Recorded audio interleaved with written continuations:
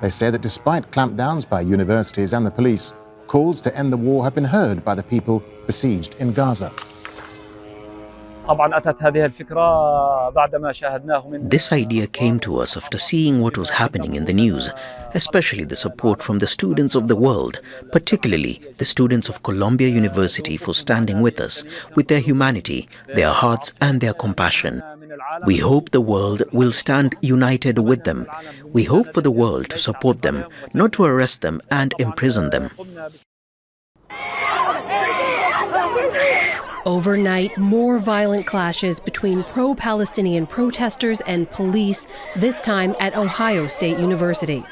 Officers moved to disperse a crowd after an hours-long demonstration, citing rules banning overnight events. More than a dozen people were arrested. The latest wave of protests and encampments followed demonstrations at Columbia University last week. Similar scenes have popped up at scores of other colleges over the last several days and have led to hundreds of arrests. Video from Emory University yesterday shows officers pinning a protester to the ground and tasing him. Some demonstrators are calling on their universities to cut financial ties with Israel. We came together to make demands on the university to divest the endowment from corporations that profit off of Israeli genocide, to disclose where our money is invested in the first place.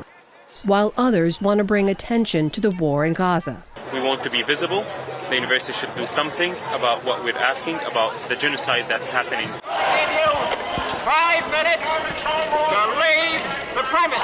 Many say today's demonstrations echo college protest movements of the past, including against the Vietnam War. What people in this strike are trying to tell the United States people, the American people, is that the country shouldn't function while this war is going on.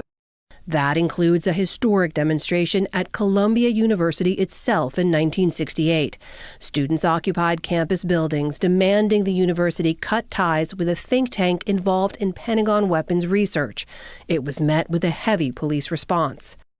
Other Vietnam War protests in the 1960s and 70s led to clashes with authorities and mass arrests, but over time they helped to shift public opinion, leading up to the eventual U.S. withdrawal. In the 1980s, a similar movement popped up at universities nationwide, calling for divestment from South Africa to end apartheid. Today, some students say they're taking lessons from those very protests. Our core demands are financial divestment. That's been a demand from student, staff, and faculty dating back to the anti-apartheid divestment movement here at Columbia. As the school year comes to a close, there's no sign yet that this wave of protests will end before classes let out.